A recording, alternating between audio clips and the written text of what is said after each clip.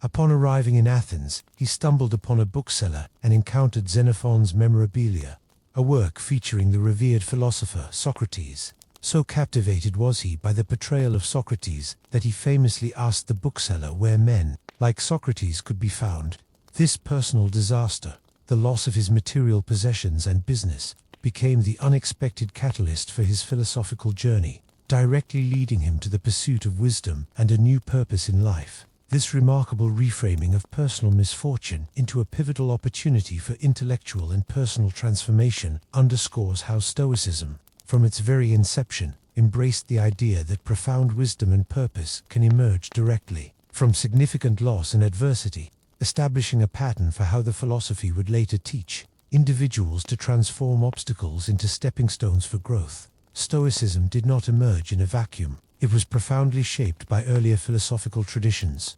Its deepest roots lie in the teachings of Socrates, emphasizing virtue and self-knowledge, and it was significantly influenced by Cynicism, a school that championed virtue and simplicity. Often through asceticism, Socrates' focus on the attainment of goodness through knowledge and the Cynics' high esteem for virtue and simple living provided critical precursors for Zeno's thought. Zeno's own work, The Republic, was even written as a direct counterpoint to Plato's famous work of the same name, indicating a vibrant intellectual dialogue and a desire to forge a distinct philosophical path. The early Stoics were not afraid of intellectual combat, engaging in vigorous debates with other prominent Hellenistic philosophies such as the Skeptics, the Academics, and the Epicureans. Notably, Zeno founded the early Stoa in direct opposition to Epicureanism, a philosophy that centered on the pursuit of pleasure and avoidance of pain, believing people to have an accidental nature, driven by pain and pleasure.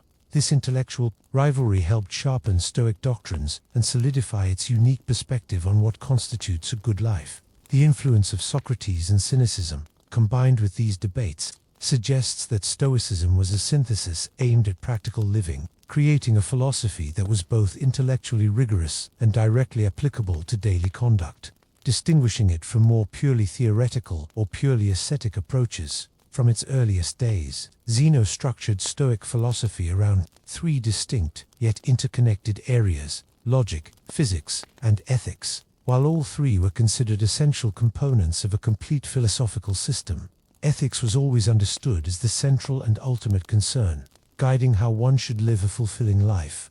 This emphasis on practical application from the very beginning highlights a crucial underlying trend. The theoretical foundations of logic and physics were seen as necessary supports for the ethical framework. This foundational emphasis on practical ethics explains the subsequent historical evolution, where later periods, especially the late Stoa, would almost exclusively focus on ethical teachings, as they were the most directly applicable to the human condition. The three pillars, logic, physics, and ethics, the Stoics conceived of their philosophy as a unified systematic account of the world, much like a fertile field, an animal, or an egg, where each part is essential and interconnected. At its heart was the belief that the universe operates according to a divine, universal reason, or logos, which is immersed in nature itself. This concept of a rational, ordered cosmos formed the bedrock of their physics, and, by extension, their entire philosophical system.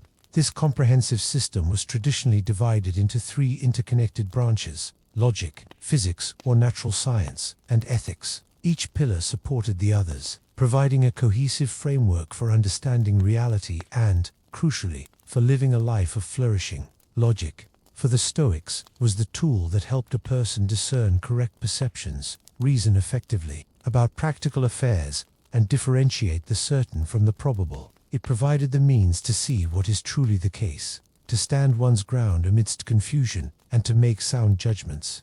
Physics provided the understanding of the natural world, seeing it as both active, governed by reason, and passive, the existing, immutable substance. This included their cosmology and understanding of the universe's laws. And finally, ethics, the study of how to live one's life, was the ultimate and central goal, the practical application of their understanding of logic and physics. The emphasis on ethics was paramount, even though Zeno himself would argue that ethical understanding must always be supported by a grounding in physics and logic. This interconnectedness reveals a holistic view of human flourishing, where ethical action is not merely a set of rules, but a consequence of understanding reality and thinking clearly.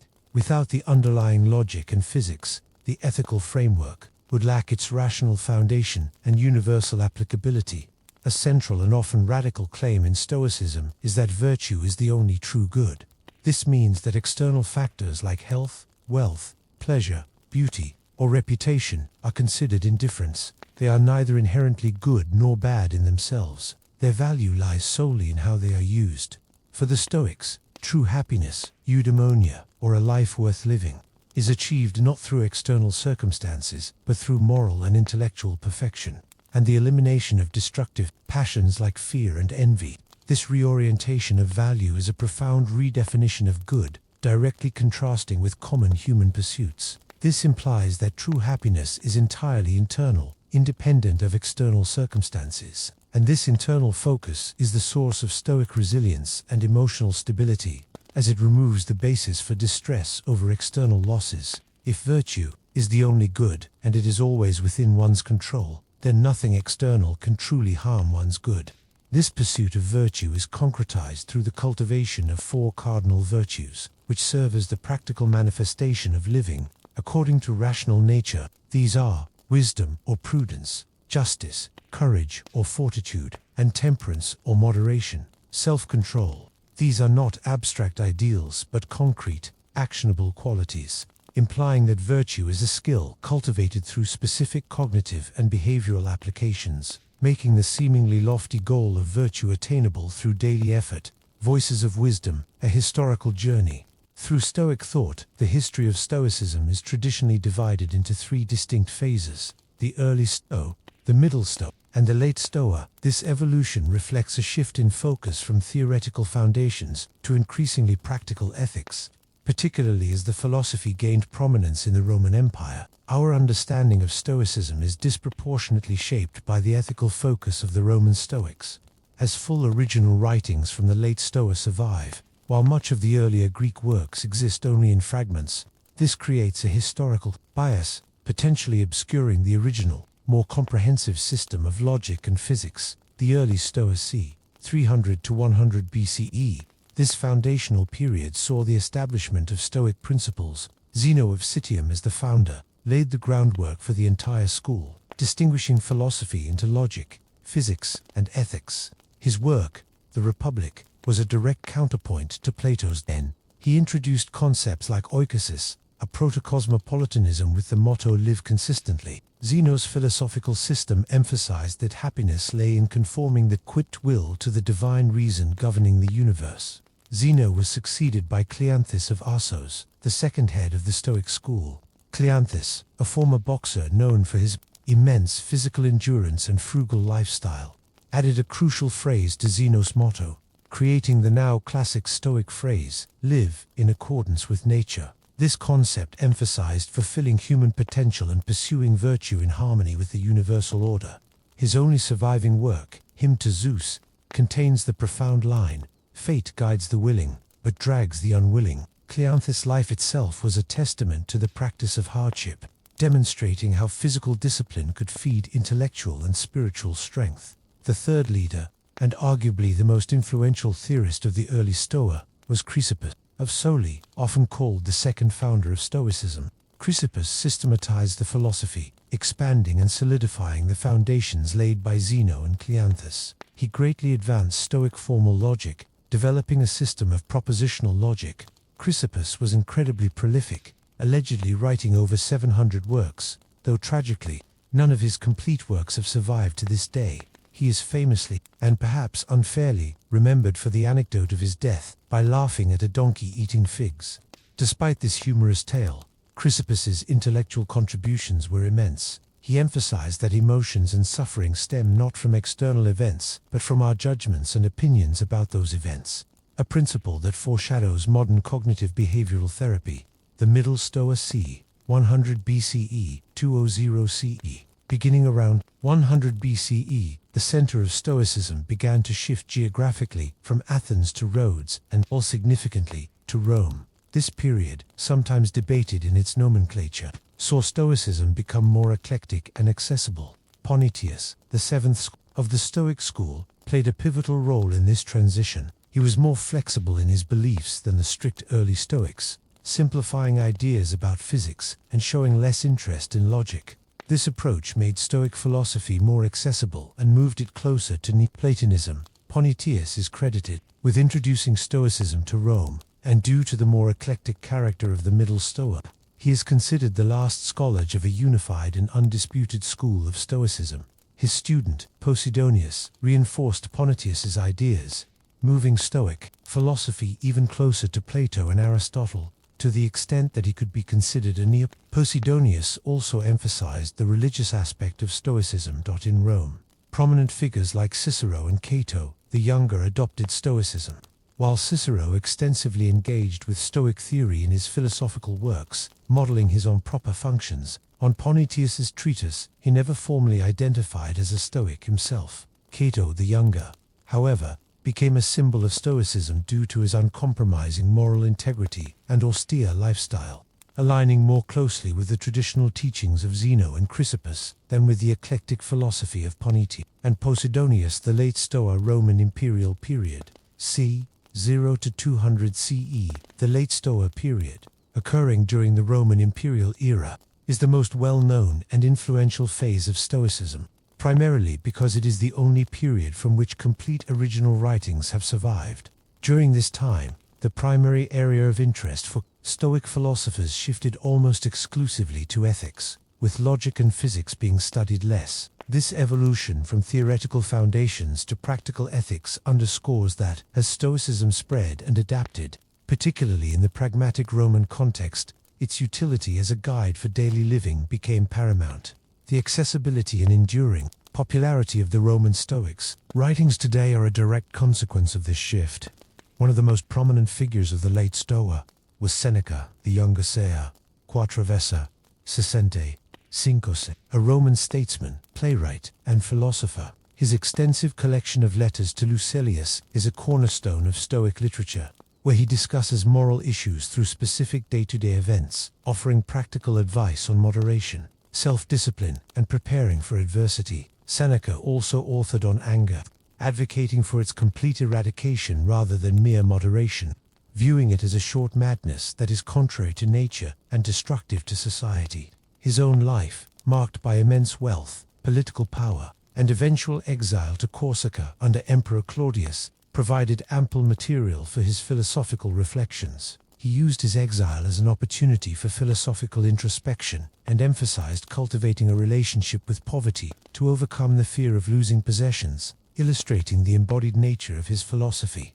Epictetus, c. 55135 CE, stands as another towering figure of the late Stoa, remarkable for his origins as a slave who later gained freedom and founded a philosophy school in Nicopolis, Greece. His teachings, meticulously recorded by his pupil Arrian in the Discourses and the Enchiridion Handbook, emphasize the profound importance of distinguishing between what is within one's control and what is not, the famous dichotomy of control. Epictetus taught that true freedom lies in mastering one's internal responses and accepting external events calmly, regardless of their nature.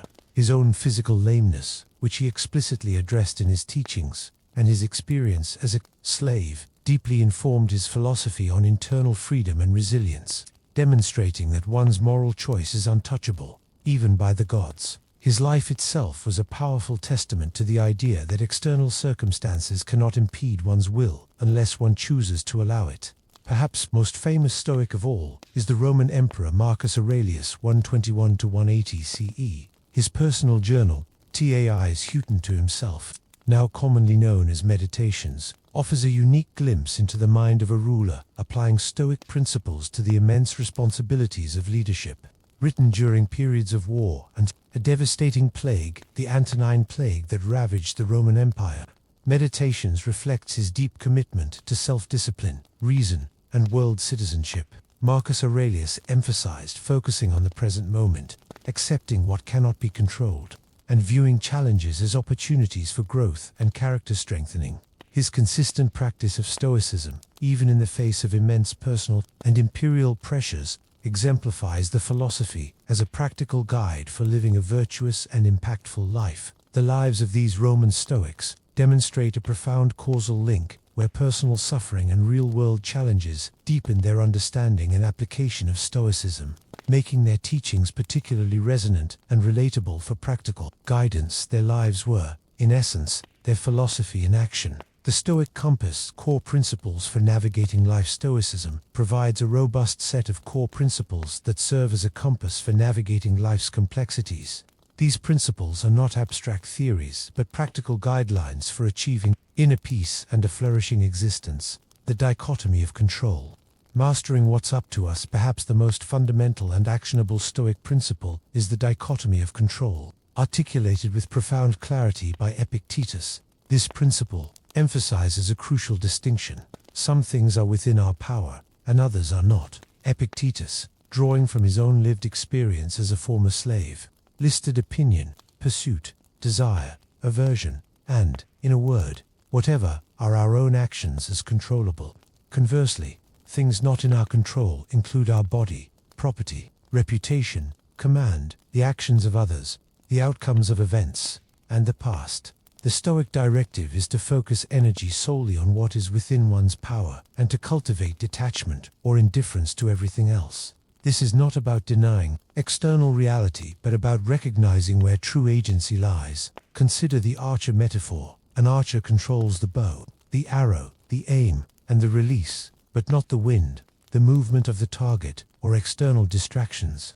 The goal is to do one's best with what is controllable, not to guarantee the outcome. The frustration and distress people experience often stem from misclassifying things, believing they can control what they cannot. Understanding and applying the dichotomy of control directly leads to inner peace, emotional stability, and ultimately, freedom from being a slave of our passions.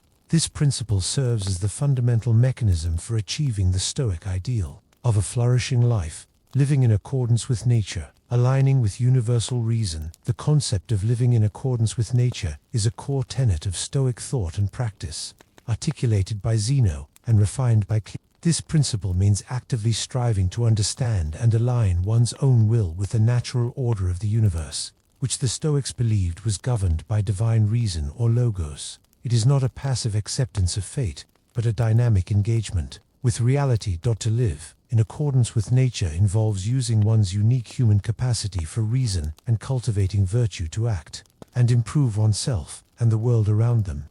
It means fulfilling one's potential as a rational human being, acknowledging that all people, regardless of their circumstances, have access to a happy life by aligning their actions with reason. This reveals a deeper, more dynamic interpretation.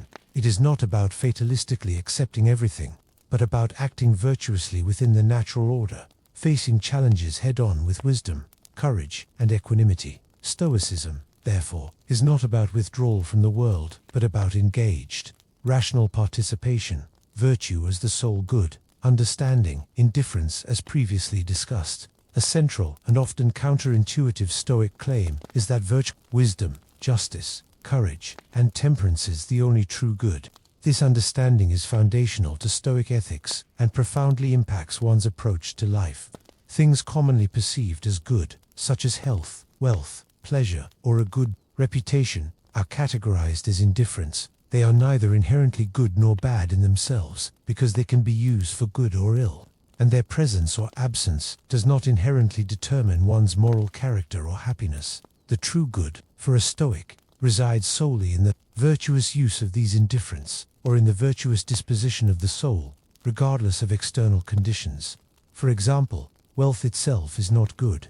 It is the virtuous use of wealth, for example, for justice or beneficence, that is good. This concept is crucial for emotional detachment from external outcomes, as it liberates individuals from the anxiety of pursuing or losing things that are ultimately outside their control and irrelevant to their true flourishing. Apatheia, an emotional mastery, managing passions, not suppressing thema. Common misconception about Stoicism is that it advocates for emotional suppression, leading to an emotionless or passive existence. However, this is a misinterpretation of the Stoic concept of apatheia.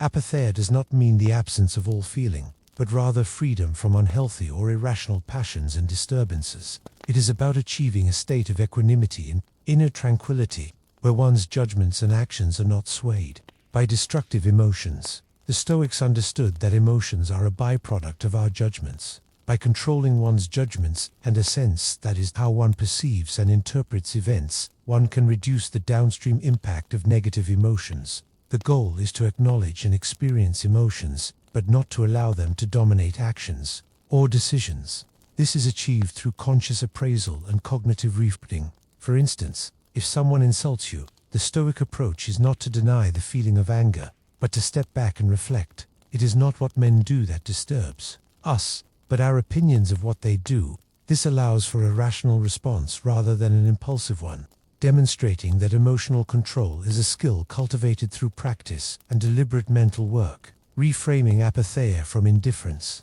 to rational composure. Stoicism in practice. Techniques for a resilient mind. Stoicism is not merely a theoretical framework, it is a philosophy designed to be lived and practiced daily. The ancient Stoics developed numerous techniques to cultivate inner strength, resilience, and wisdom, many of which remain profoundly relevant today. The sheer number and variety of these daily exercises demonstrate that Stoicism is a proactive philosophy, aimed at building mental fortitude before adversity strikes, rather than merely offering coping mechanisms afterward. This transforms philosophy from abstract thought into a living, embodied discipline. Daily exercises. Cultivating inner strength. Morning rituals. A Stoic day often begins with mindful preparation. This might involve contemplating a Stoic quote, such as Marcus Aurelius's reflection on fulfilling one's duty as a human being upon waking. Engaging in journaling or meditation during these early hours helps to prime the mind for action and infuse the psyche with powerful principles. Setting a proactive, rather than reactive, tone for the day. Deep reading. Seneca advised dedicating time, perhaps 20 minutes daily, to reading Stoic texts. The purpose is not merely consumption but deep digestion, selecting one idea to contemplate throughout the day. He emphasized acquiring something daily that would fortify you against poverty, against death, indeed against other misfortunes as well. This practice cultivates a habit of continuous learning and philosophical engagement. Negative visualization, premeditation. This powerful technique involves mentally simulating worst-case scenarios, imagining the loss of one's job, health, or loved ones. The purpose is not to dwell on negatives, but to prepare for adversity, cultivate gratitude for what one currently possesses, and reduce anticipatory anxiety by making potential misfortunes less shocking. Marcus Aurelius's morning reflection on encountering difficult people exemplifies this. Mentally preparing for ingratitude or arrogance helps to disarm their potential to cause distress. Voluntary discomfort. Practicing voluntary discomfort involves intentionally introducing controlled challenges into one's life. Examples include taking cold showers, fasting occasionally, exercising beyond one's comfort level, or spending time without technology. This trains the mind and body to handle discomfort, building resilience and a stress control skill that translates to real-world challenges. It reminds individuals that discomfort is tolerable and prepares them for unexpected setbacks. Evening reflection.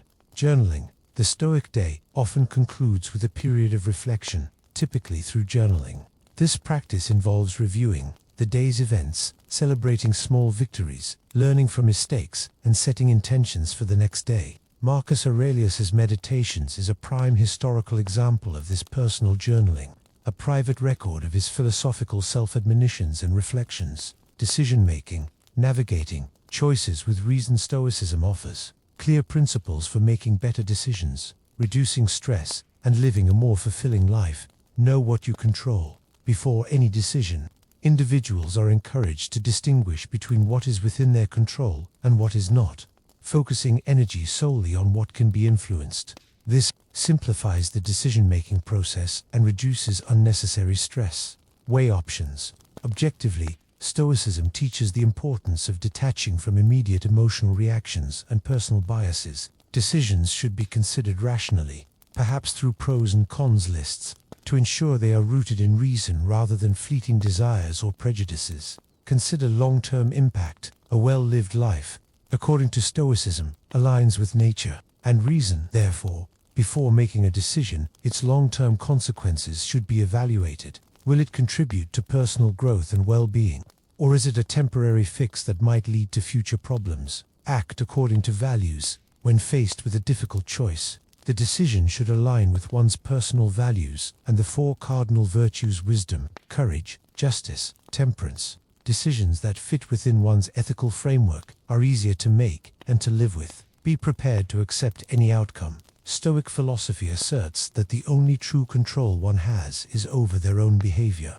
Even after making the best possible decision, the outcome cannot always be controlled. Mentally preparing for all potential results reduces anxiety and fosters equanimity. Take responsibility. Once a decision is made, it is crucial to own it. Taking responsibility empowers individuals to learn from the experience, even if things do not go as planned, leading to better future decisions. Consult others, but decide for yourself. Stoics value wisdom and often seek advice from respected individuals. While consulting others is wise, the final decision rests with the individual, ensuring they are not merely deferring to someone else's judgment. Overcoming adversity. Embracing challenges. Stoicism offers powerful approaches to navigating and even embracing adversity and transforming setbacks into opportunities for growth. Amor fati, love of fate. This principle involves the acceptance of one's fate, meaning embracing whatever comes one's way, whether perceived as good or bad. This is not passive resignation or fatalism, but an active mindset that seeks to find a lesson or opportunity within every situation. By applying amor fati, individuals can approach difficult situations with a sense of calm and resilience, stepping back to see the bigger picture instead of getting caught up in immediate emotions. The acceptance of the uncontrollable frees up energy to focus on controllable actions, enabling effective action by removing the paralysis of worry over external outcomes. Ataraxia, untroubled state. This principle refers to a state of being, untroubled or imperturbable, which is achieved by consistently focusing on what is within one's control and letting go of what is not. This practice helps to release unnecessary worries and anxieties that often accompany adversity, fostering a profound sense of inner peace. Reframing setbacks. Stoic resilience involves viewing challenges as opportunities for growth, rather than burdens. When a difficulty arises, individuals are encouraged to ask reflective questions such as, "What can this situation teach me?" or "How can I emerge stronger from this?" Marcus Aurelius famously articulated this: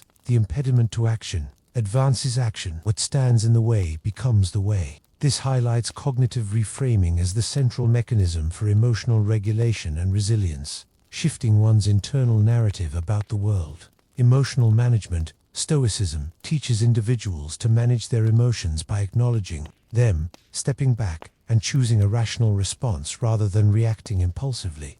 As Marcus Aurelius noted, it is not what men do that disturbs us, but our opinions of what they do. By understanding that emotional disturbances arise from one's own judgments, individuals gain the power to alter their perceptions, and thus their emotional responses. Developing tolerance, a key aspect of navigating adversity, particularly in interactions with others, is cultivating tolerance. Stoics encourage individuals to accept others' behavior, recognizing that wrongdoers often act from ignorance of what is truly good or evil.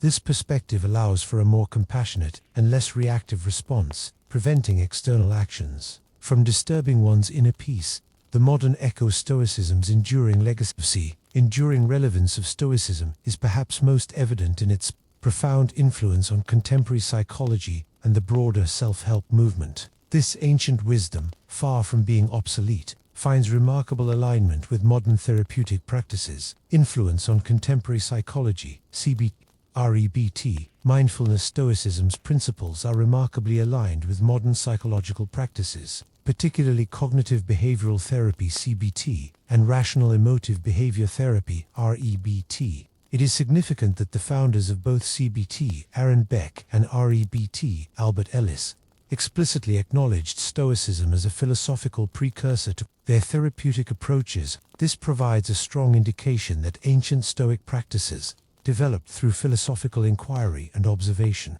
are now scientifically validated by modern psychology, implying that the human mind's fundamental mechanisms for dealing with distress have remained constant for millennia. The core idea shared between Stoicism and these therapies is that it is not events themselves, but our judgments or interpretations of them that cause distress. Stoic practices like challenging irrational beliefs, reframing thoughts, and contemplating worst-case scenarios premeditatio malorum directly parallel techniques used in CBT and REBT to help individuals identify and challenge distorted thought patterns. Furthermore, Stoicism shares significant parallels with modern mindfulness and meditation practices. Both traditions emphasize present moment awareness, encouraging individuals to focus on the here and now rather than dwelling on past regrets or future anxieties. They also advocate for a non-judgmental observation of thoughts and emotions, treating them as passing experiences rather than inherent parts of oneself, thereby fostering detachment from negative emotional states. Addressing common misconceptions, emotionless, passive. Despite its growing popularity, Stoicism is often misunderstood. A pervasive misconception is that it advocates for emotional suppression, leading to an emotionless or apathetic existence. This popular, lowercase Stoic interpretation directly contradicts the philosophical Stoicism, capital S. The philosophy does not demand the eradication of emotions, but rather their management and rational regulation. It teaches acknowledging and experiencing emotions, but consciously choosing not to allow them to dominate one's actions or decisions. This clarification is vital for accurate communication and for people to truly grasp the dynamic and empowering nature of the philosophy. Another common misunderstanding is that Stoicism promotes a passive or indifferent approach to life, leading to a lack of passion or ambition. On the contrary, Stoicism encourages active engagement with the world, self-mastery, and aligning one's actions with virtue and universal reason. It emphasizes focusing one's energy on what can be controlled, one's inner state and actions, while being flexible and adaptable to external circumstances. Stoicism as a practical philosophy for personal growth and societal contributions. Stoicism's enduring relevance lies in its profound practicality. It offers concrete tools for navigating modern challenges such as work stress, complex relationships, and the constant digital overload.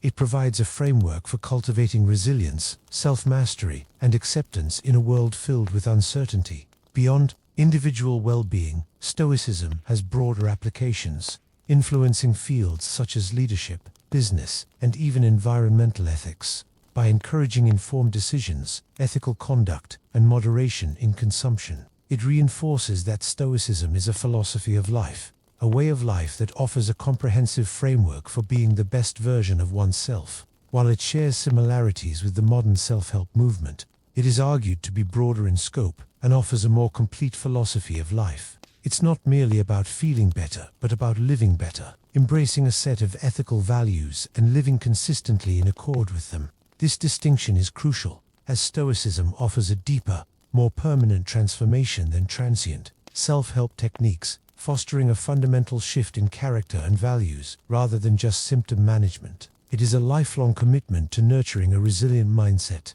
Conclusion: the call to live deliberately. Stoicism, born from ancient Greek thought and refined through Roman practice, offers a timeless wisdom for navigating the complexities of human existence. Its enduring appeal lies in its fundamental message: true flourishing, or eudaimonia, is found not in external circumstances, but in cultivating one's inner world, focusing on what is within one's control, living virtuously, and finding tranquility amidst life's inevitable challenges. This philosophy has inspired individuals from all walks of life, from the slave Epictetus to the emperor Marcus Aurelius, and continues to resonate with modern professionals, athletes, and scholars alike. The journey of Stoicism is an ongoing practice, not a destination. Phrases like lifelong process and lifelong commitment underscore that there is no final sage state, but rather continuous progress. This encourages a growth mindset where benefits accumulate over time through consistent effort. The profound emphasis on power over your mind and the understanding that no one can involve me in anything ugly except myself highlights the profoundly empowering message of Stoicism. It shifts agency from external forces to internal choice, demonstrating that even in the most constrained circumstances, true freedom and strength reside within one's own mind and character. This personal transformation ultimately leads to a more meaningful and impactful life. Regardless of external conditions, viewers are encouraged to embark on their own Stoic journey, starting with practical exercises such as daily journaling, practicing negative visualization, engaging in voluntary discomfort, and cultivating mindful reflection. By integrating these practices into daily routines, one can invite a profound transformation in how they perceive and interact with the world. The call of Stoicism is to live deliberately, with purpose, reason, and inner peace, transforming every challenge into an opportunity for growth and personal excellence. The Stoa's enduring legacy, a comprehensive exploration of famous Stoic philosophers and their views. Executive summary: the enduring principles of Stoicism. Stoicism, a philosophy originating in ancient Greece, has maintained its relevance for over 2 millennia, largely due to its practical application as a guiding framework for daily living. This school of thought, founded around 300 BCE by Zeno of Citium, is characterized by its tripartite structure encompassing logic, physics, and ethics. Unlike purely theoretical philosophical systems, Stoicism provides a coherent methodology for achieving eudaimon, or profound happiness, through the cultivation of virtue, adherence to reason, and harmony with the natural order, irrespective of external circumstances. The consistent emphasis on Stoicism as a practical philosophy and way of life, across its historical periods, underscores that its enduring appeal lies not merely in abstract theory, but in its direct applicability to the challenges and opportunities of human existence. This practical orientation contributed significantly to its widespread popularity and timeless nature, allowing it to resonate with individuals from all walks of life, from slaves to emperors. The philosophy's focus on progressive improvement rather than unattainable perfection also renders it accessible to a diverse audience, fostering resilience and reducing anxiety by encouraging individuals to shape their judgments and accept what is beyond their control. Introduction: the Stoa's enduring legacy, a philosophy of reason and resilience defining Stoicism, its core tenets and interconnected branches, logic, physics, ethics. Stoicism emerged in Athens around 300 BCE, founded by Zeno of Citium, and derives its name from the Stoa Poikor, or painted porch, where Zeno delivered his teachings. The philosophy is fundamentally structured into 3 interdependent branches: logic, physics, and ethics. This integrated system is often illustrated through various analogies, such as philosophy being akin to a living organism where logic forms the bones and sinews, ethics constitutes the fleshier parts, and physics represents the soul. Other comparisons include an egg: logic as the shell, ethics as the white, physics as the yolk or a fertile field, logic as the surrounding wall, ethics as the fruit, physics as the land or trees. These analogies are not merely illustrative, they highlight the Stoic commitment to a holistic worldview, where ethical living, the ultimate purpose, is inextricably linked to and supported by a robust logical framework and a comprehensive understanding of the universe. This means that ethical behavior, for the Stoics, is not an arbitrary set of rules, but a rational response grounded in the very nature of reality. Logic, often considered the outside, or bones and sinews of philosophy, encompasses rhetoric, grammar, epistemology, and the theory of thought. Its primary function is to serve as a tool for discerning truth from falsehood, enabling individuals to avoid deception and maintain clarity of thought. Physics, the soul or innermost parts, includes natural science, metaphysics, and theology. This branch provides the foundational understanding of the universe's rational order, known as logos, and the concept of divine providence, which in turn underpins and justifies Stoic ethical principles. Ethics, representing the fleshier parts, or fruit, focuses on the practical aspects of how to live a happy, fulfilling, and virtuous life. The ultimate goal, or telos, of Stoic philosophy is eudaimonia, which is achieved through living in agreement with nature and cultivating virtue. For the Stoics, virtue is the sole true good and is sufficient for happiness, meaning it does not depend on external factors or luck. Other things, such as health, wealth, or reputation, are considered indifferents, not inherently good or bad, but possessing a planning value in relation to one's ability to practice virtue. A brief chronology: the evolution of Stoic thought. Across 3 eras, history of Stoicism is commonly divided into 3 main periods, reflecting its evolution and adaptation over approximately 500 years. Early Stoa c. 300 to 100 BC. This foundational period, centered in Athens, saw the establishment and initial systematization of Stoic doctrines. Key figures include Zeno of Citium, Cleanthes of Askelos, and Chrysippus of Soli. Middle Stoa c. 100 BC, -0. During this phase, the philosophical center began to shift towards Swelds and Rome. Philosophers like Ponidius of Rhodes and Posidonius of Apamea introduced more eclectic elements, adapting Stoicism to appeal to a broader, particularly Roman, audience. Late Stoa c. 0 to 200 AD. This period, also known as the Roman Imperial Stoa, is characterized by a strong emphasis on practical application and ethical living, with prominent figures such as Seneca the Younger, Epictetus, and Marcus Aurelius. Over time, the emphasis within Stoic philosophy evolved. The early Stoa focused on rigorous systematization, while the middle and late Stoa shifted towards a more eclectic and practical orientation, making the philosophy accessible and applicable to daily life. Part 1. The early Stoa, laying the foundations in ancient Greece. The early Stoa, spanning from approximately 300 to 100 BCE, represents the foundational period of Stoic philosophy. During this time, the core doctrines were established and rigorously systematized by a succession of influential thinkers. Zeno of Citium c. 334 to 262 BC, the architect of the painted porch. Zeno of Citium, born in the Phoenician Greek city of Citium on Cyprus, was originally a merchant. His philosophical journey began around the age of 22 when a shipwreck left him stranded in Athens. There, he encountered Xenophon's Memorabilia and was so deeply impressed by the figure of Socrates that he redirected his life entirely to the study of philosophy. Zeno pursued his studies under various teachers, including Crates of Thebes, a prominent cynic, Stilpo, the Megarian, the dialecticians Diodorus, Cronus, and Philo, and the Platonists, Xenocrates and Polymo. This diverse intellectual background allowed him to absorb different aspects and nuances of philosophical thought.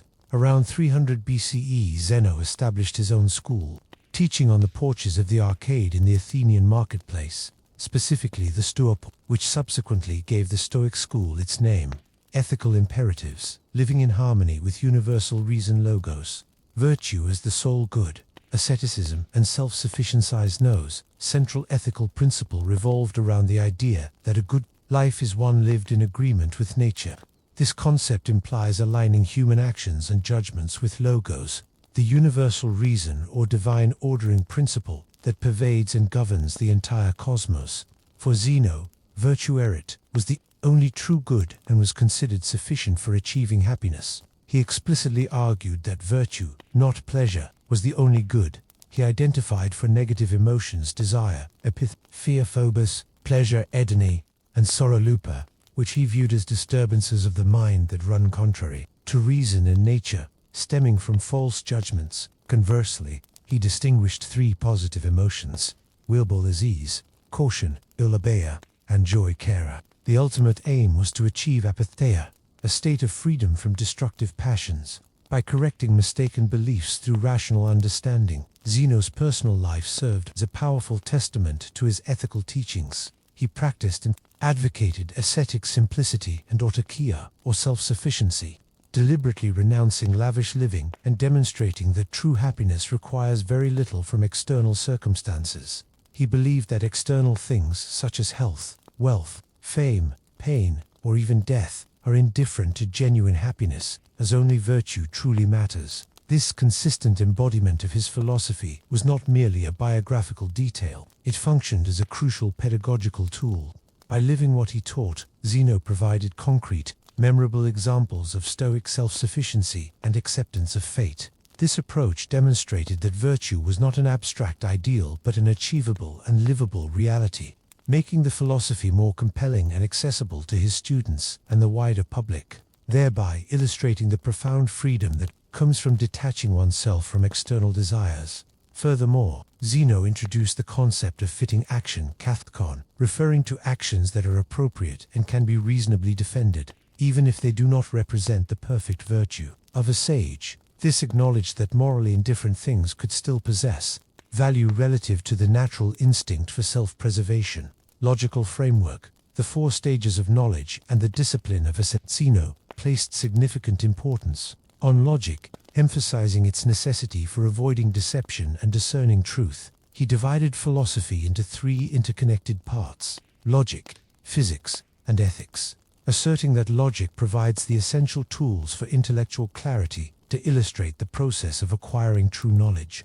Zeno famously used the analogy of the hand, perception, represented by an open, flat hand, signifying the initial reception of sense impressions, fuzzy eye, assent, symbolized by the fingers slightly closed, indicating the mind's active choice to accept or reject an impression. This highlights the Stoic discipline of critical assent, crucial for avoiding deception by appearances or irrational fears. Comprehension catalepsis, depicted as a fully closed fist, representing a firm grasp of a true impression. Knowledge, illustrated by the left hand firmly grasping the right fist, signifying a secure and unshakable understanding, a state that only a wise person truly possesses. Cosmic understanding, the divine fire and the rationale. Universe. In his Physics, Zeno conceived of the universe as God itself, a divine, reasoning entity where all individual parts belong to and are integrated within the whole. He incorporated Heraclitus's concept of the logos and a divine artisan fire, believing this active principle to be the source of all activity in the universe, acting upon passive matter that neither increases nor diminishes. This divine fire, or ether, was seen as pervading the cosmos, imbuing it with order and rationality. Zeno also adopted the Heraclitean idea that the universe undergoes regular cycles of formation and destruction, a process governed by this inherent rational order. From this cosmic perspective, true happiness was understood to be achieved by obeying natural laws and living in harmony with this providentially ordered fate. Notable anecdotes: shipwreck, Alexander, and the embodiment of principle. Zeno's life is marked by several anecdotes that underscore his philosophical commitment. His transformative journey began with a shipwreck, leading to his famous declaration, "I made a prosperous voyage when I was shipwrecked." This statement encapsulates his radical acceptance and reframing of misfortune as an opportunity for profound personal growth. Another well-known story, often attributed to Diogenes but used to illustrate Zeno's ethos, recounts Alexander the Great asking Zeno if there was anything he could do for him, to which Zeno bluntly replied, "Yes, stand aside. You are blocking my sunlight." This exchange powerfully demonstrates Zeno's freedom and self-sufficiency, indicating his desire for nothing from even the most powerful ruler on earth beyond the absence of impediment. His refusal of Athenian citizenship and King Antigonus II, Gonotus's invitation to his court further exemplify his dedication to his native land and his preference for a simple, unencumbered life over worldly honors. Even in his final moments, Zeno reportedly maintained his characteristic calm, quipping, "Why not, since Zeus calls," after stubbing his toe, taking it as a sign that his time had come. These personal narratives and his consistent embodiment of his teachings were crucial in making Stoicism not just an intellectual system, but a compelling and accessible way of life. Cleanthes of ASOs 331 to 232 BC, the steadfast Pilot, originally a boxer, arrived in Athens with very little and became a devoted student of Zeno for 19 years.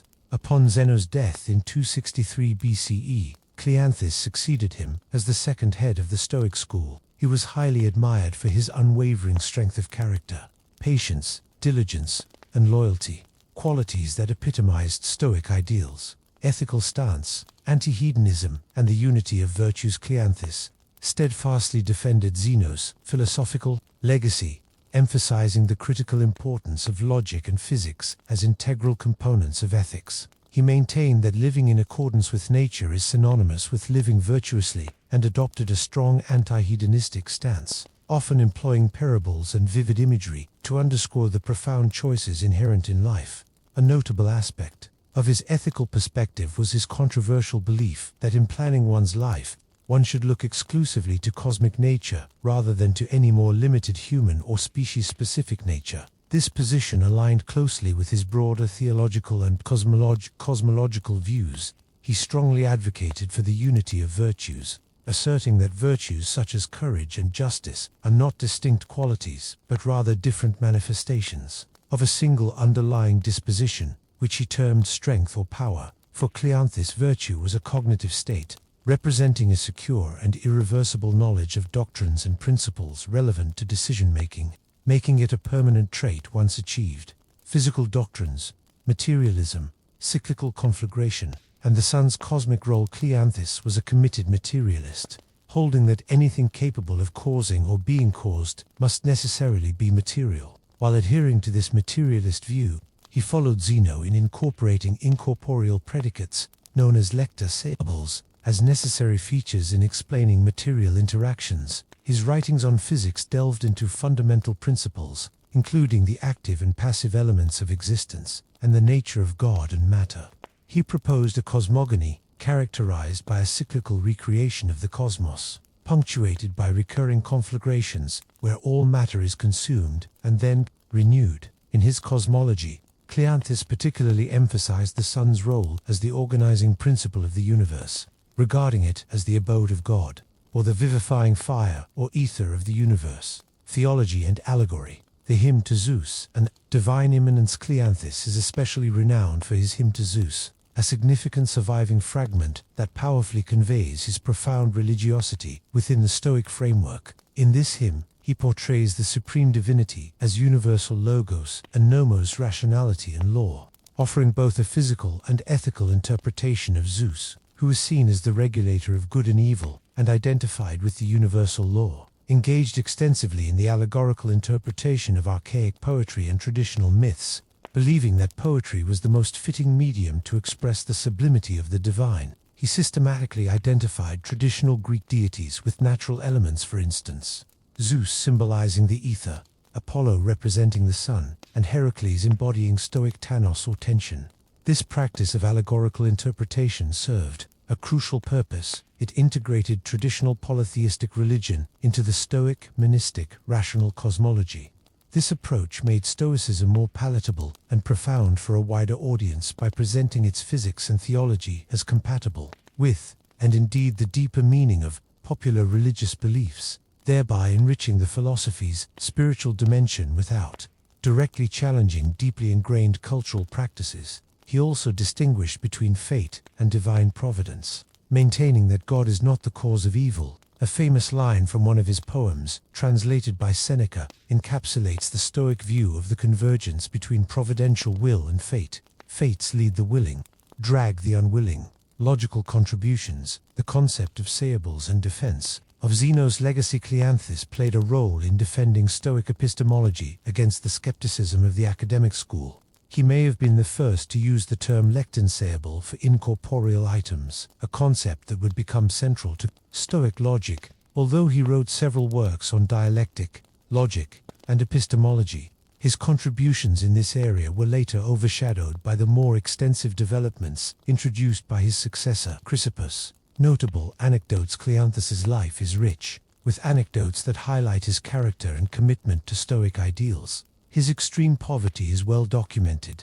He was known to write notes from Zeno's lectures on oyster shells and ox shoulder blades because he could not afford papyrus. When called an ass due to his perceived slow intellect, he famously responded that he was the only animal able to bear the burdens which Zeno put upon him, demonstrating his humility and perseverance. His death, reportedly at an advanced age, further exemplifies his unwavering commitment to his principles. After being advised to fast for swollen gums, he refused to resume eating, stating he was already halfway on the road to death and would not trouble to retrace his steps. Chrysippus of Soli, c. 280–206 BC, the systematizer and defender of the Stoic Chrysippus of Soli, a native of Cilicia, became the third head of the Stoic school after the death of Cleanthes. His profound influence on Stoicism earned him the title of the second founder of Stoicism, with the widely quoted saying, "If Chrysippus had not existed, neither would the Stoa." He was an extraordinarily prolific writer, reportedly composing over 705 books, though only fragments of his vast body of work survive today. Logic's zenith, development of propositional logic, and engagement with paradoxes. Chrysippus's most significant intellectual achievement lies in his monumental development of a sophisticated propositional logic. Unlike Aristotle's term logic, which focused on the interrelations of terms, Chrysippus' logic primarily dealt with the interrelations of entire propositions. This rigorous systematization of Stoic logic was a strategic response to the skeptical challenges posed by rival philosophical schools, particularly the New Academy, which questioned the possibility of certain knowledge. By By providing an unshakable intellectual foundation, Chrysippus ensured the credibility and influence of Stoic ethics and physics in a period marked by intense intellectual competition. He developed a system of Sayables lector, which he considered the underlying meanings of what is said and thought, subsisting independently of human linguistic expressions. He meticulously distinguished between simple atomic and complex molecular propositions, defining various types based on logical connectives, such as conjunctions both ... and ... disjunctions either ... or ... double quotes, and conditionals if ...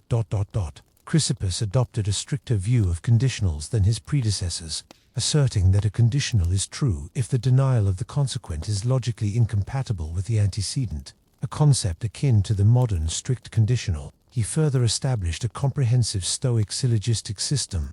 This system was built upon 5 indemonstrable syllogisms, which served as axiomatic arguments e.g. modus ponens, if R then be A, therefore B, and modus tollens, if A then B not be therefore not. Additionally, he formulated for inference rules, themata, that allowed for the reduction of more complex arguments to these basic axioms. This deductive system was considered a formidable rival to Aristotle's syllogistic. Chrysippus dedicated significant effort to analyzing and attempting to resolve logical paradoxes, including the famous Liar and Socrates paradoxes. His work on Sayables and truth-functional logic provided a precise framework for understanding the relationship between language and reality, and for establishing valid rules of inference, thereby supporting the rational basis of Stoic ethics and physics. This intellectual robustness was critical for Stoicism's survival and flourishing, solidifying its position as one of the strongest philosophies in history. Physics of fate, determinism, compatibilism, and the problem of evil theodicy, was a staunch materialist, asserting that only corporeal entities exist and are capable of affecting or being affected. He believed that everything in the cosmos results from the interaction of an active principle God acting upon a passive, indeterminate substrate. Following Zeno, he identified a fiery breath, or pneuma, as the universe's primitive substance, which pervades all matter, maintains the unity of the universe, and constitutes the human soul. He adhered to a deterministic view, stating that all events occur according to fate, which he described as a chain-like dependence of cause upon cause. This meant that nothing could take place without a sufficient cause, and every proposition, including those about future events, is either true or false. A central challenge for Chrysippus was reconciling this strict determinism with individual, moral responsibility. He achieved this through his concept of soft determinism or compatibilism. He argued that while actions are predetermined, they are co-fated with personal effort and the agent's will. This means that moral responsibility remains with the individual, because their actions are brought about by the cooperation of external causes and their own character. He famously used the analogy of a dog tied to a cart. The dog is pulled by the cart fate, but if it chooses to follow willingly, its spontaneous act coincides with necessity. Similarly, the analogy of a cylinder or spinning top suggests that while an initial external push may start motion, the subsequent rolling or spinning occurs through the object's own nature, implying that the power of ascent or descent ultimately stems from the agent's internal disposition. Chrysippus also supported divination, viewing it as evidence for the existence of fate and the interconnectedness of all events. In addressing the problem of evil theodicy within a providentially ordered universe, Chrysippus contended that evil cannot be removed, nor is it well that it should be removed. He argued that good cannot exist without evil, as concepts like justice necessitate injustice, and courage requires cowardice. Apparent evils were considered either consequences of nature's inherent goodness, for example, thin skull bones are useful, but vulnerable, or distributed by Zeus's rational will for the overall world order, functioning as a disguised good that ultimately contributes to the best outcome. Much like a coarse jest enhances a comedy, ethical therapy, eradicating passions, and the pursuit of apatheia for Chrysippus, ethics was fundamentally dependent on understanding the nature of the universe. The ultimate goal of life was to live in accordance with one's experience of nature, aligning human actions with both human nature, which is rational and akin to the divine, and the universal nature. He emphasized the worth and dignity of the individual and the power of their will. A significant part of his ethical work focused on the therapy of extirpating the unruly passions path. He viewed these passions as diseases that depress and crush the soul, stemming from wrong judgments. The Stoic aim was apatheia, or freedom from these destructive passions. Chrysippus argued that passions gain momentum from mistaken judgments and become difficult to stop once initiated. Therefore, the remedy involved correcting these mistaken beliefs and preparing oneself in advance to confront passions with reason, understanding the harm they cause. He also stressed that practice and habit are essential for perfecting virtue, indicating a clear concept of moral progress and character development. Part 2. The Middle Stoa, adapting for a wider world. Middle Stoa, flourishing roughly from 100 BCE to the turn of the Common Era, marked a crucial period of transition for Stoicism. During this time, the philosophy began to move beyond its Athenian origins, finding new ground in Rhodes and, most significantly, in Rome.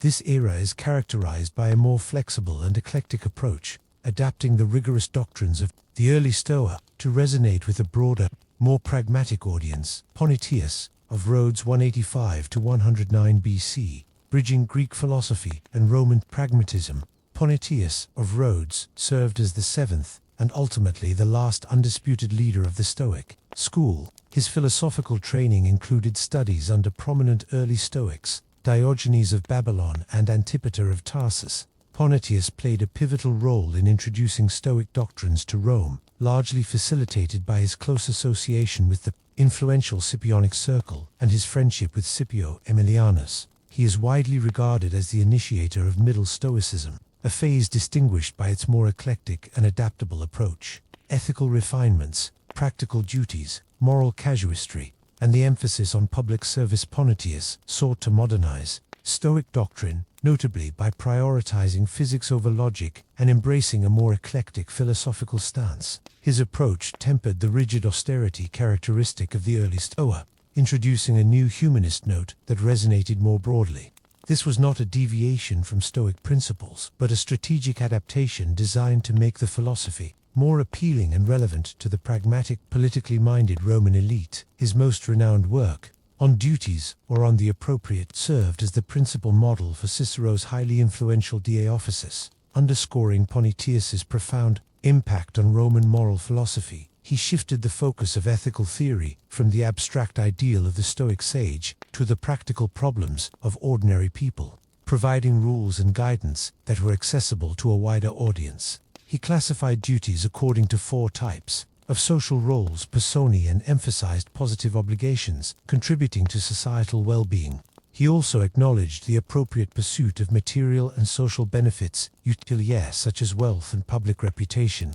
Panaetius rejected the extreme asceticism of earlier Stoics, advocating for a more politically engaged form of Stoicism that fostered peace and stability. He contended that virtue alone was not sufficient for happiness without adequate living and health, a departure from the strict early Stoic view of externals as purely indifferent. He also moved away from the doctrine of apatheia, affirming that certain pleasurable sensations could be considered in accordance with nature. His emphasis on public service and the obligations imposed by power significantly shaped the ideology of Roman imperialism. He viewed conquest as a means to bring peace and order to barbarian peoples, transforming tribal anarchy into a more civilized state under Roman law. While he considered war inherently inhuman, he recognized just war as a last resort for retribution or defense, provided it was officially declared, and treated the defeated in a civilized manner. This adaptation was crucial for Stoicism's widespread popularity in Rome, and its lasting influence on Roman moral and political thought. Physical revisions, the eternity of the world, and the nature of the soul in the realm of physics. Panaetius notably abandoned the traditional Stoic doctrine of the cyclical conflagration of the universe, instead proposing the eternity of the world. He also sought to simplify the division of the faculties of the soul, and is associated with the Platonic Aristotelian idea of the human soul being divided into rational and non-rational components. Consistent with his materialist leanings, he denied the Platonic doctrine of the immortality of the soul. Furthermore, he expressed doubts regarding the reality of divination. Influence on Roman statesmanship and culture. Panaetius's influence in Rome was profound. He He served as an advisor to statesmen and communicated philosophical ideas in non-technical Latin, making Stoicism more accessible to the Roman elite. He frequently used Roman exemplars, such as Scipio Aemilianus, to illustrate moral praiseworthiness, thereby grounding abstract Stoic virtues in relatable Roman figures. His work helped make Stoicism particularly fashionable in the Roman period, demonstrating the philosophy's capacity for evolution and cultural integration within the Roman ethos. Posidonius of Apamea c. 135–51 BC, the polymath and empirical innovator Posidonius, a distinguished pupil of Ponidius, succeeded his teacher as the head of the Stoic school in Rhodes, transforming it into a leading center of Stoic thought. He was a true polymath, renowned for mastering most of the knowledge of his time, a feat that placed him in the intellectual lineage of figures like Aristotle and Eratosthenes. He was widely considered the most learned man of his time. Philosophical divergences, reconciling virtue with external goods, and the division of the soul. Posidonius integrated logic, physics, and ethics into his philosophical work, emphasizing a universe driven by a rational divine force and the importance of virtue for achieving happiness. However, he notably diverged from traditional Stoic orthodoxy on several key points. A willingness to modify core doctrines that likely stemmed from his empirical scientific pursuits. He argued that virtue alone was not a sufficient condition for happiness, contending that external bodily goods were also needed to achieve it. This contrasted with the strict early Stoic emphasis on virtue as the sole and sufficient path to happiness. His empirical observations may have led him to conclude that basic human well-being, including health and adequate living conditions, played a role in the pursuit of a flourishing life, making Stoicism more practically aligned with human experience. Furthermore, Posidonius reaffirmed the division of the soul into rational and irrational parts, with the latter being the source of emotions and appetites. This contrasted sharply with the traditional Stoic belief in the essential unity of the soul. He argued that emotions originating from the irrational soul have two distinct origins, the body and judgments of good and evil, citing animals' experience of emotion as evidence. This perspective, which acknowledges passions as an irreducible force in human nature rather than solely false judgments, made his psychology more nuanced and perhaps more psychologically realistic than earlier Stoic accounts. He also stressed the importance of the will. Posidonius's philosophical system was fundamentally dualistic, a departure from Chrysippus's strict monism, and he believed that Chrysippus's work needed to be re-evaluated. He explicitly incorporated Platonic and Aristotelian elements into his Stoicism, asserting that even the founders, Zeno and Cleanthes, had implicitly done so. Scientific pursuits, contributions to astronomy, geography, and the study of nature. Posidonius's commitment to empirically oriented scientific investigations was a significant departure from the more abstract philosophical tradition of the Stoics. In astronomy, he proposed a geocentric model of the universe and made calculations for the sun's size and distance from Earth. He even constructed a planetarium to demonstrate the apparent motions of celestial bodies. His extensive historical work, Histories, spanning 52 volumes, included detailed accounts of Eastern and Western peoples, leading him to hypothesize that primitive cultures represented the original state of more advanced civilizations. In geography, his work on the ocean charted ocean currents and established a connection between tides and the moon. Metaphysical insights, cosmic sympathy, and mathematical realism. Posidonius adhered to the Stoic view of the universe as an intelligent, living being, with God, Zeus, or Logos, serving as the rational totality. He posited two fundamental principles, an active principle pneuma, or God, and a passive principle matter. However, he held the unorthodox view that matter possessed its own inherent form and quality, which was merely reshaped and remodeled by divine reason, rather than being entirely inert. A unique contribution was his introduction of mathematical realities as an intermediary realm between pure concepts and existing things. These mathematical realities, he argued, constituted the world soul and were responsible for giving form to the universe. This made him a mathematical realist, a distinctive position among Stoics. He also posited the existence of intermediary beings, such as heroes and daemons, between God and humans, which could be revealed through visions and divination. Notable Quotes and anecdotes. Several quotes attributed to Posidonius, primarily through Seneca, highlight his philosophical outlook. Riches are a cause of evil, because they goad men on so that they are ready to do evil. He also stated, "A single day among the learned lasts longer than the longest life of the ignorant." And things which bestow upon the soul no greatness or confidence or freedom from care are not goods. A powerful admonition from him is there are never any occasions when you need think yourself safe, because you wield the weapons of fortune. Fight with your own.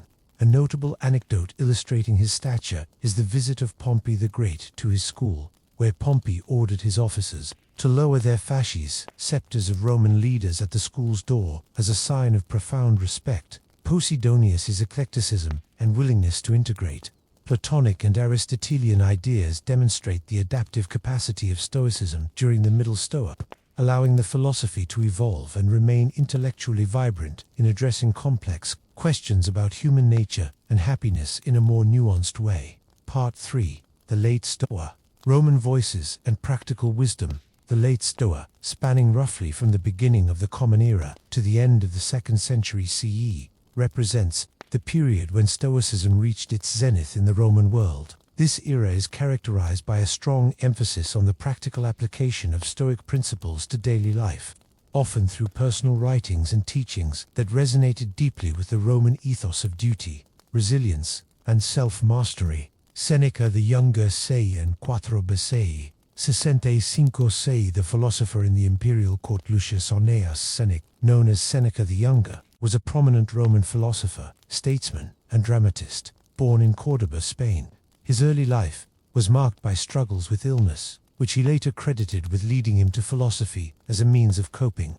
Seneca's career was tumultuous. He faced exile and later served as a tutor and influential advisor to the future Emperor Nero. His complex relationship with Nero, which oscillated between significant influence and moral compromise, has made his reputation controversial. Ethical counsel, navigating power, wealth, and adversity with integrity. Seneca's philosophy is firmly rooted in Stoic principles, asserting that an individual's happiness and well-being are determined by their inner qualities rather than external circumstances. He believed the purpose of life was to live in accordance with reason and virtue, thereby cultivating a profound sense of inner peace and tranquility.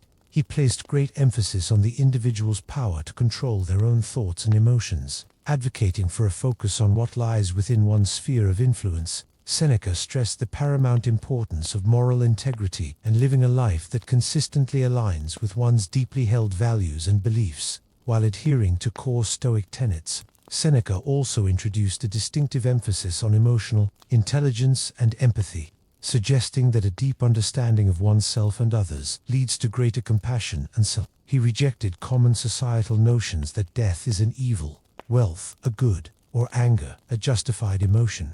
Seneca's philosophical approach, particularly his detailed therapy of emotions, represents a refinement of Stoic ethics, making it highly applicable to the complex moral dilemmas and psychological challenges inherent in Roman court life and individual well-being. His lived experience within the corrupted state and among the early Julio-Claudian emperors directly shaped his philosophy, aiming to provide practical guidance for navigating power, wealth, and betrayal. Practical wisdom, insights from moral letters to Lucilius and on anger. Seneca's philosophical legacy is largely preserved in his extensive writings, particularly his moral letters to Lucilius and on anger. His moral letters to Lucilius, c. 62-65 c., a collection of essays written towards the end of his life, offers profound guidance on how to live a virtuous life, covering a wide range of moral questions and establishing the essay as a literary form. From these letters, practical applications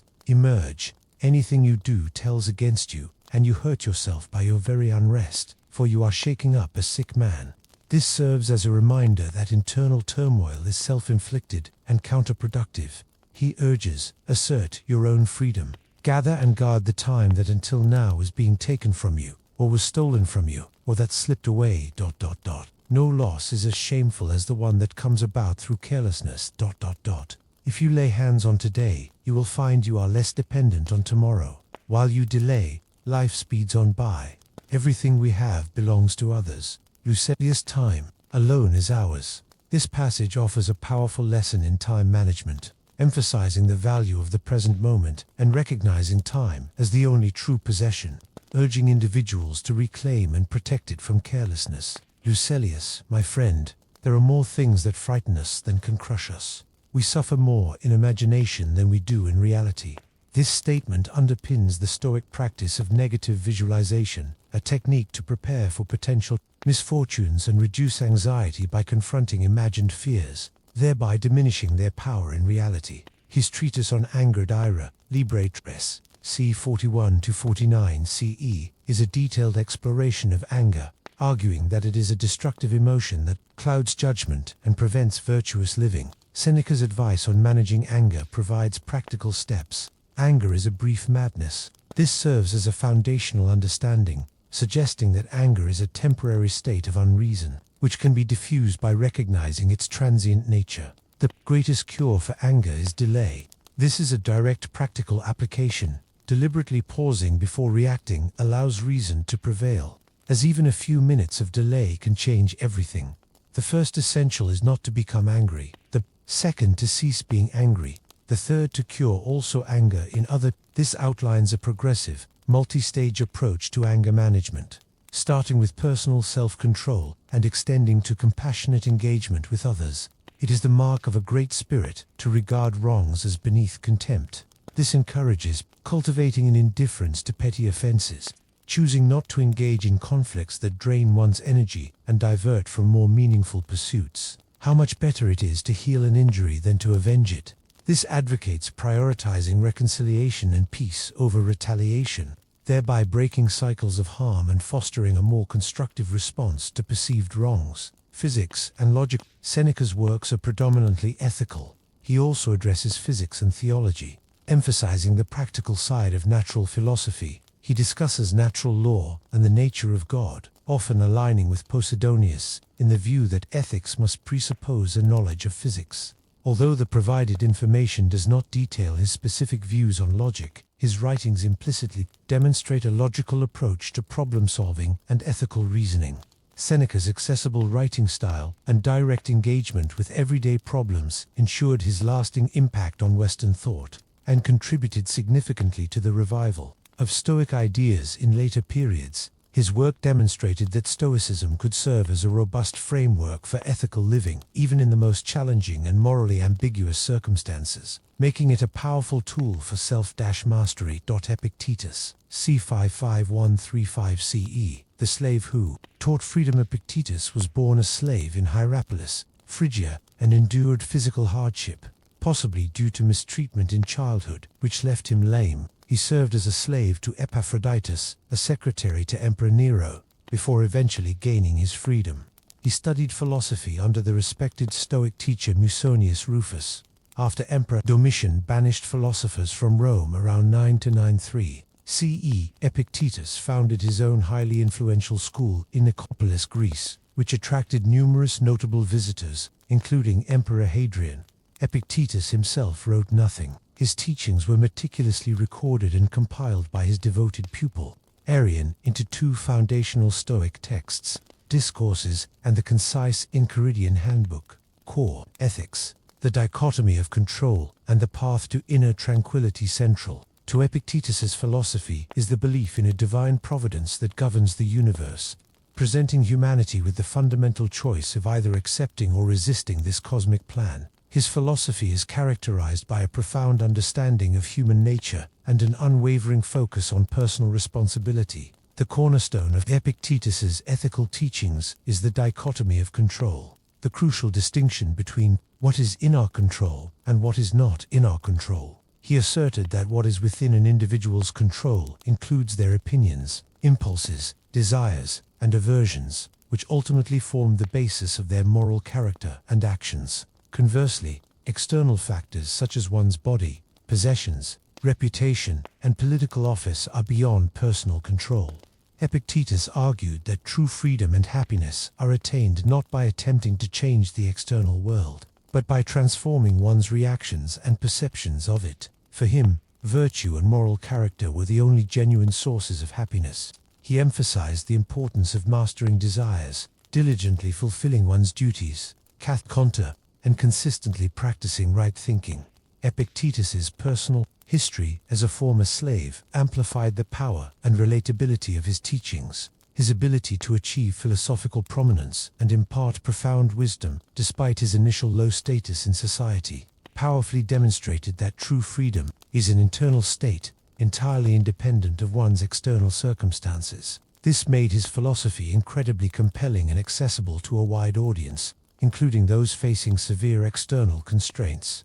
By offering a clear, actionable framework for cultivating inner resilience, practical exercises and applications, from discourses in Enchiridion, the Enchiridion serves as a concise manual of Epictetus's Stoic ethical advice, offering practical guidance for navigating life's challenges and maintaining tranquility. The more expansive discourses delves deeper into the nature of life and human responsibility. From these works, several key practical applications emerge. We cannot choose our external circumstances, but we can always choose how we respond to them. This fundamental principle encourages individuals to focus solely on their internal responses, cultivating resilience in the face of external events. Don't explain your philosophy, embody it. This emphasizes the importance of living by one's principles, allowing actions to speak louder than words, and demonstrating the philosophy through one's character. We should always be asking ourselves, is this something that is, or is not, in my control? This serves as a daily discernment practice, helping individuals to reduce worry and direct their energy effectively toward what they can genuinely influence. First, say to yourself what you would be, and then do what you have to do. This highlights the importance of clarity of purpose and consistent action towards achieving one's desired character. Voluntary discomfort. Epictetus advocated for the deliberate practice of putting oneself in uncomfortable situations, for example, taking cold showers, fasting for a day, or sleeping on the floor. The purpose of this exercise is to train oneself to detach from the need for comfort, thereby building resilience and self-mastery, and making it easier to pursue goals without being deterred by minor inconveniences. Logic and physics. While Epictetus taught the full spectrum of Stoic philosophy, including logic, physics, which encompassed theology, and ethics, his surviving works primarily concentrate on ethical issues. He considered logic a necessary prerequisite for the study of ethics, providing the tools for clear thinking and discerning truth. His physical doctrines were presented in simple terms, serving as a complementary framework for his ethical teachings. He firmly believed that the Stoic God, or nature, providentially arranged the universe in the best possible way, forming the basis for his ethical imperative of living in harmony with this divine plan. Epictetus's focus on proheresis volition and the correct use of impressions provided a clear, actionable framework for cultivating inner resilience, ensuring his ideas remained profoundly relevant for navigating life's challenges with grace and equanimity. Marcus Aurelius, 1-1180 CE, the philosopher emperors, private reflections. Marcus Aurelius, Roman emperor from 161 CE, stands as a unique figure in Stoic history, a philosopher king who embodied the ideals he espoused. Deeply influenced by Stoic philosophy from a young age, he adopted a minimalist lifestyle in line with his beliefs. His reign was fraught with immense challenges, including prolonged wars against the Parthians and Germanic tribes, a devastating plague, and internal revolts. Despite these pressures, Marcus Aurelius is best known for his private introspective writings collectively titled Meditations, which are considered the last great literary statement of Stoicism. Ethical practice, duty, self-discipline, and living in accord with universal nature. Meditations offers an unparalleled glimpse into how an emperor attempted to live a Stoic life, where only virtue is good, only vice is bad, and external circumstances are deemed indifferent to true happiness. Marcus Aurelius aimed to harmonize himself with nature and believed that happiness stems from one's perception of circumstances, not the circumstances themselves. He saw Stoicism as an essential framework for navigating the immense stresses and responsibilities of imperial leadership. His writings emphasize self-discipline, personal ethics, humility, and self-actualization as fundamental to a virtuous life.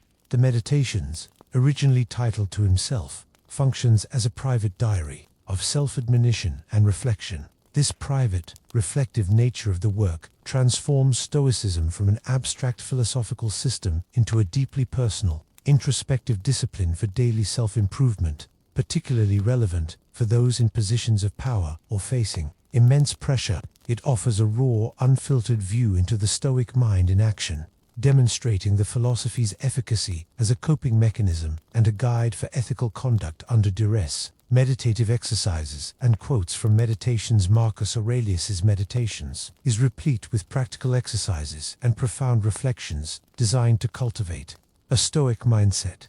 View from above. This exercise involves envisioning oneself from a third-person, cosmic perspective, gradually zooming out to contemplate the vast scale of the universe. This practice helps to gain perspective on the insignificance of personal problems when compared to the immensity of the cosmos, thereby reducing emotional distress over trivial matters.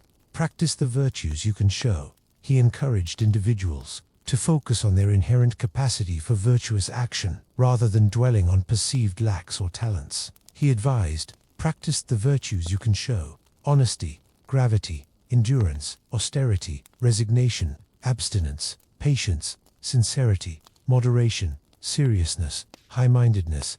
Don't you see how much you have to offer beyond excuses, like can't? Draw strength from others. Marcus Aurelius frequently drew encouragement from reflecting on the virtues visibly embodied in the people around him. He noted, nothing is as encouraging as when virtues are visibly embodied in the people around us, when we're practically showered with them. Focus on the present, recognizing the human tendency to let imagination run wild with worst scenarios. He advised against allowing oneself to be crushed by the whole of life. Instead, one should stick with the situation at hand and ask, why is this so unbearable? Why can't I endure it? You'll be embarrassed to answer. Then remind yourself that past and future have no power over you. Only the present, and even that can be minimized. This helps to limit anxiety to the immediate moment. Radical questioning of importance. He suggested pausing during any action and asking if death is a dreadful thing because it deprives you of this.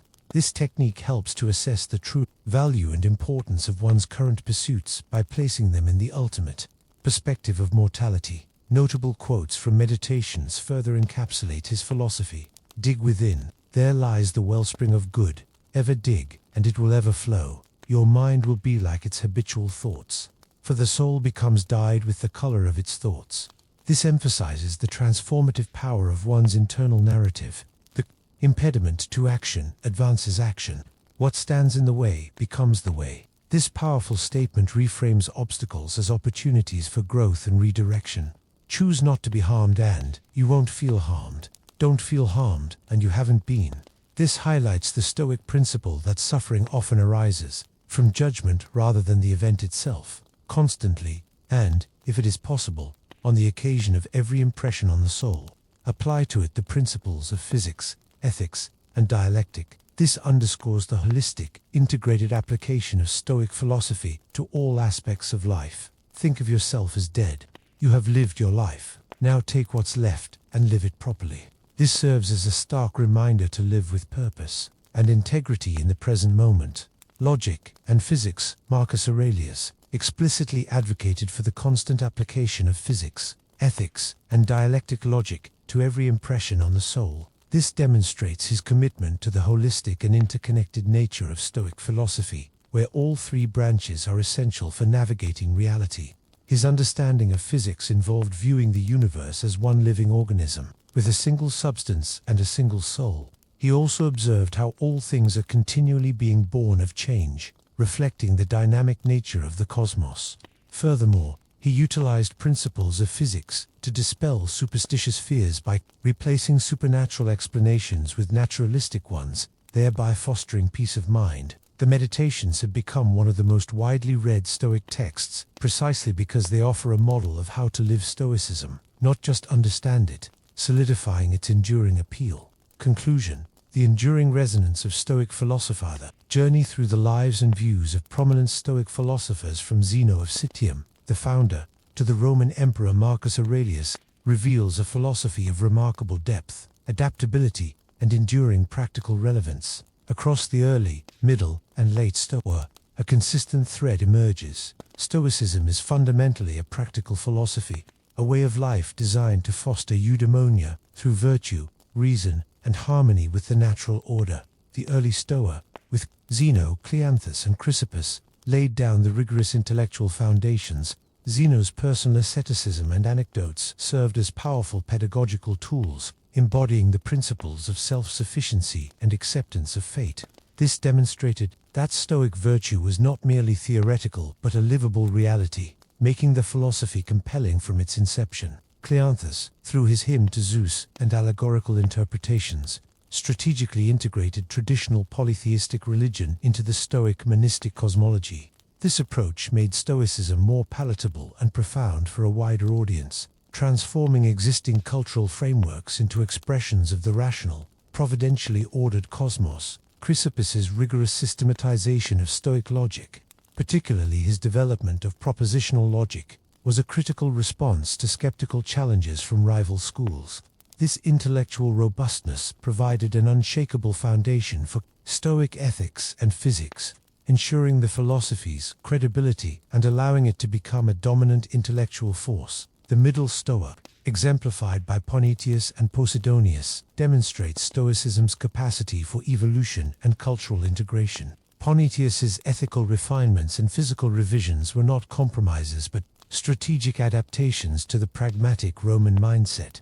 By emphasizing practical duties, public service, and acknowledging the value of external goods, he made Stoicism highly relevant to the Roman elite, influencing figures like Cicero, and contributing to the philosophy's widespread popularity in Rome. Posidonius's willingness to diverge from strict orthodoxy, particularly in his dualistic psychology and his nuanced view on happiness, reflects a pragmatic attempt to address perceived rigidities in earlier Stoic thought.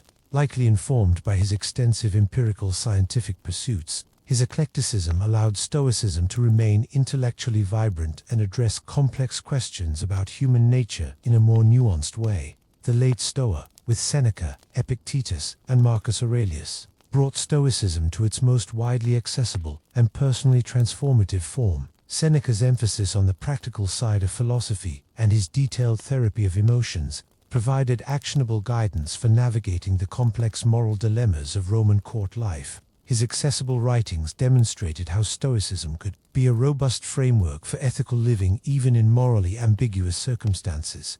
Epictetus's personal history as a former slave, coupled with his core teaching on the dichotomy of control, created a powerful narrative that underscored the Stoic promise of internal freedom regardless of external circumstances. His concise and practical advice made Stoicism uniquely resonant and accessible to all, from the enslaved to emperors. Finally, Marcus Aurelius's Meditations, as a private diary of self-admonition and practical exercises, transformed Stoicism into a deeply personal, introspective discipline for daily self-improvement. His work demonstrated how to live Stoicism, not just understand it, cementing its enduring appeal as a guide for self-mastery amidst immense pressure. In essence, the evolution of Stoic philosophy, from its foundational principles to its practical application by diverse figures across centuries, illustrates its profound adaptability and its consistent commitment to providing a coherent framework for a flourishing human life.